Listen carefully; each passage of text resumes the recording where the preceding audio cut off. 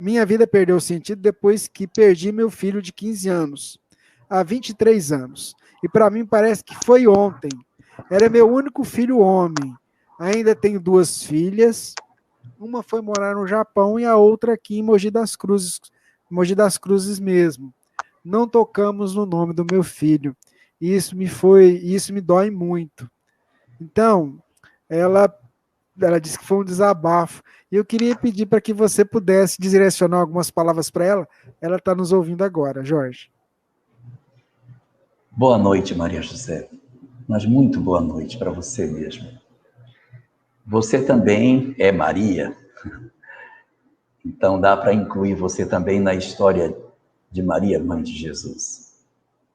Sim, segundo aquilo que o Espiritismo diz, os nossos filhos não morrem, são espíritos e, portanto, estão vivos do lado de lá.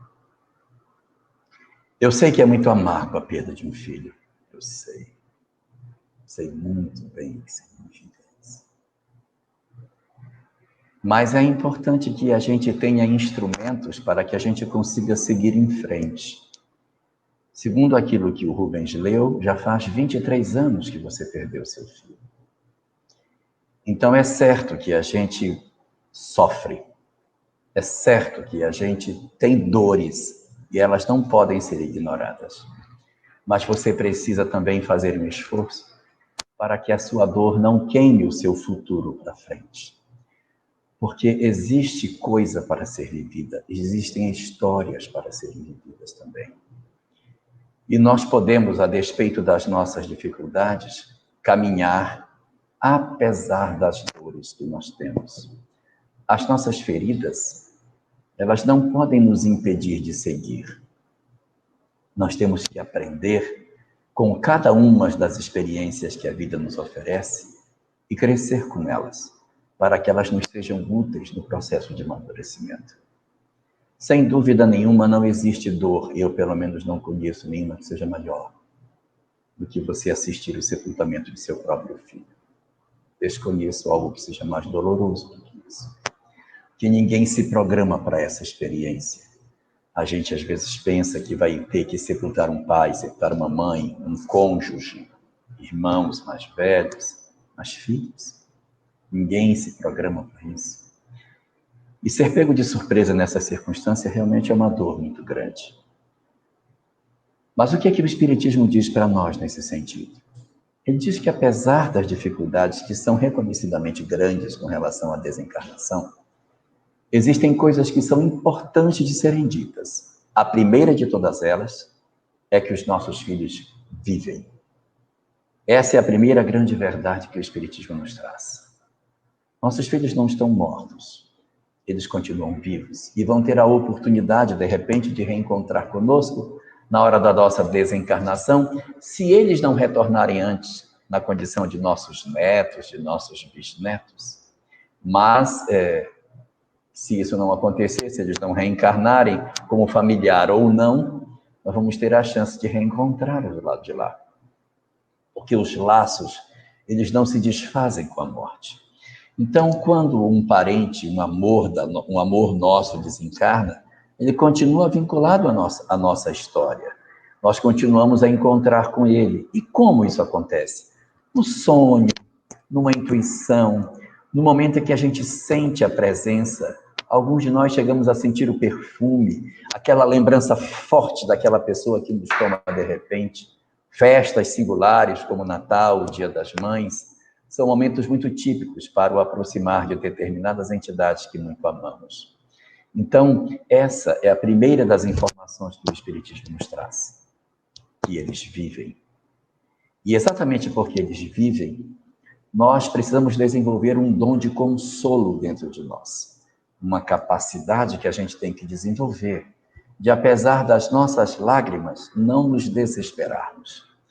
Se nós vamos chorar, que choremos de saudade, de tristeza, da ausência, da falta que o outro nos faz. Mas que nunca choremos de revolta, de ódio, de desagravo com Deus. Mas que façamos um esforço para entender de alguma forma que nós, na nossa história de vida, em função das muitas encarnações que já vivemos, o Espiritismo nos aponta que há de ter uma causa para que uma prova tão amarga tenha chegado até nós numa hora como essa. Então, essa é a primeira das lições. A segunda das lições que o Espiritismo nos dá é que a gente também faça um esforço para digerir esse processo que é difícil. Nós temos que digerir. É uma situação difícil, que tem que ser respeitada, e nós precisamos acolher as pessoas, e nós precisamos nos autoacolhermos nesse grande fenômeno de perda que significa o luto na família. Então, a gente deve fazer um esforço para que a gente não faça de conta que não sofre. Vai sofrer? Chora. Vai sentir? Sente. Mas esse processo de sentir e de chorar, ele precisa ter um caminhar. Nós não podemos ficar estagnados. Nós não podemos queimar as nossas pontes para o futuro, porque nós corremos o risco de não vivermos o que a vida tem para nos oferecer. Porque se nós formos sofrer um golpe desse tipo, e todos temos o direito de sofrer esse golpe, e não conseguirmos nos levantar depois dele, todas as experiências que nós teríamos depois, nós deixamos de sentir. Eu vou dar uma imagem para você, Maria José, para você pensar nela. Você conhece aquela buchinha de lavar louça, uma que é verde e amarela, que todo mundo compra? Amarelinha de um lado e verde do outro. Então, quando a vida nos colhe e nos golpeia e nos amassa, nós somos igual àquela buchinha. A gente amassa aquela buchinha na mão e o que acontece?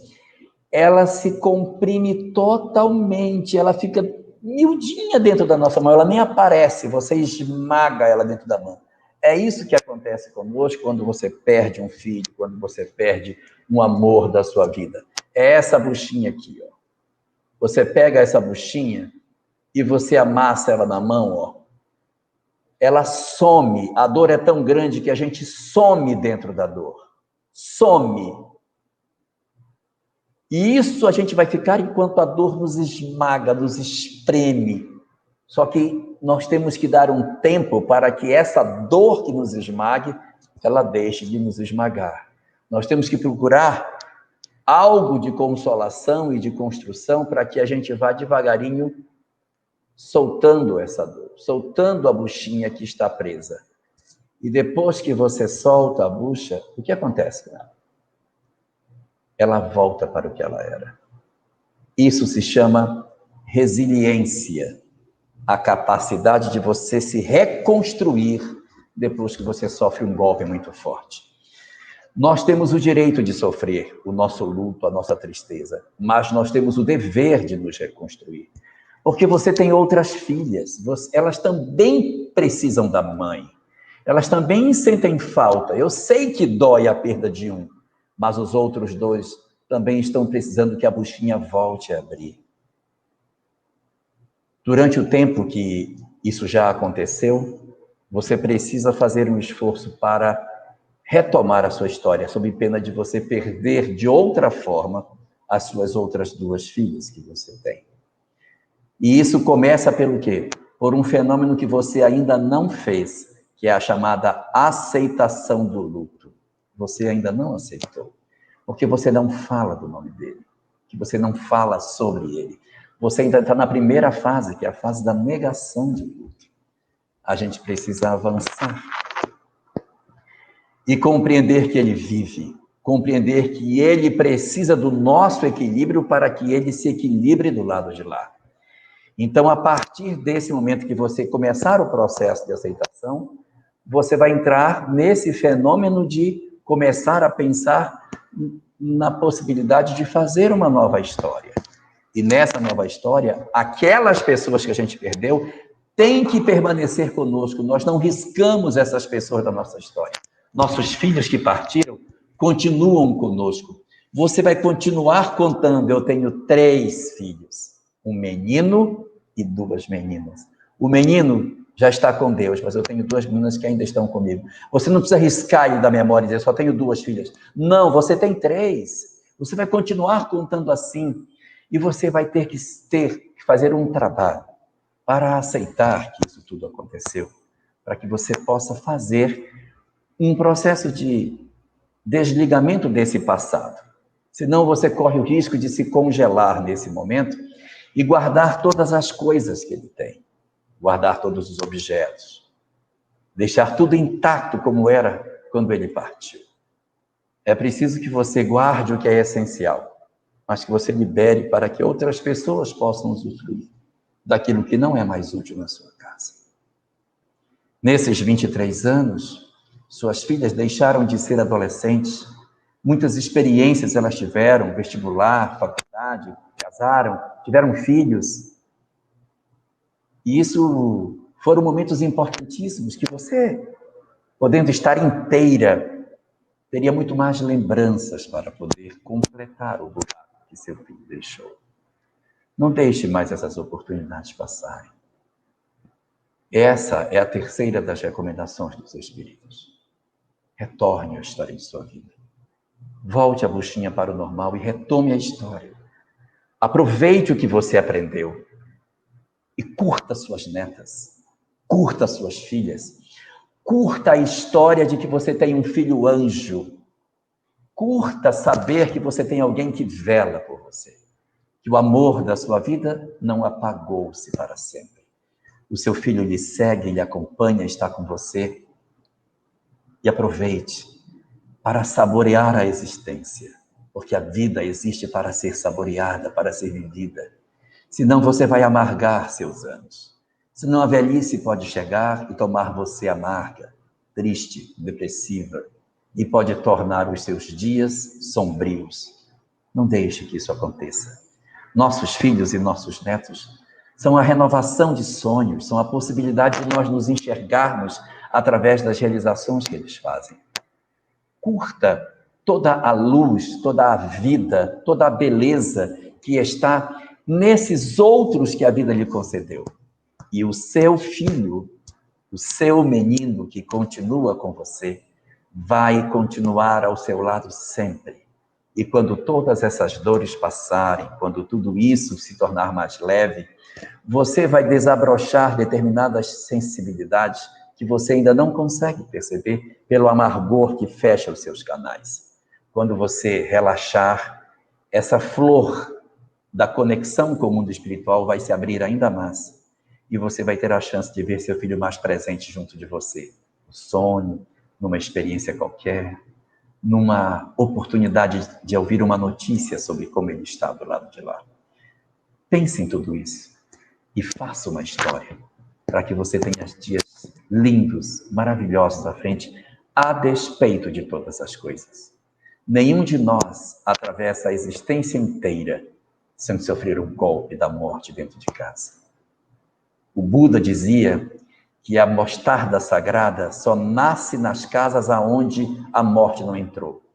E é a mostarda sagrada que, se for dada para uma criança adormecida, não permite que ela morra. Só que a mostarda sagrada não existe. Porque em todos os lares aonde pode se procurar por ela para dar a uma criança desacordada para que ela retorne, você saberá que naquele lar a morte visitou-nos antes que nós chegássemos para pedir o chá da mostarda, do lar onde a morte ainda não entrou. Todos nós somos espíritos golpeados pela experiência da morte. E quando ela nos golpeia, nos fere, e depois da ferida, essa ferida vai devagarinho fechando, até que ela cicatriza. A sua ferida precisa cicatrizar, porque ela ainda está aberta. Cicatrizar uma ferida não significa dizer que ela vai deixar de existir. Toda ferida que cicatriza é uma ferida que deixa marca. Você vai seguir com a ferida fechada, mas a cicatriz vai ficar. A história que você viveu. Aproveite para relembrar o quanto Deus foi bom em oferecer a você 15 anos para conviver com seu anjo, ao invés de lamentar os anos que você perdeu a sua convivência. Foque no positivo. Saboreie a vida e dê a si mesmo a oportunidade de ser feliz, a despeito das lágrimas que a vida nos oferece.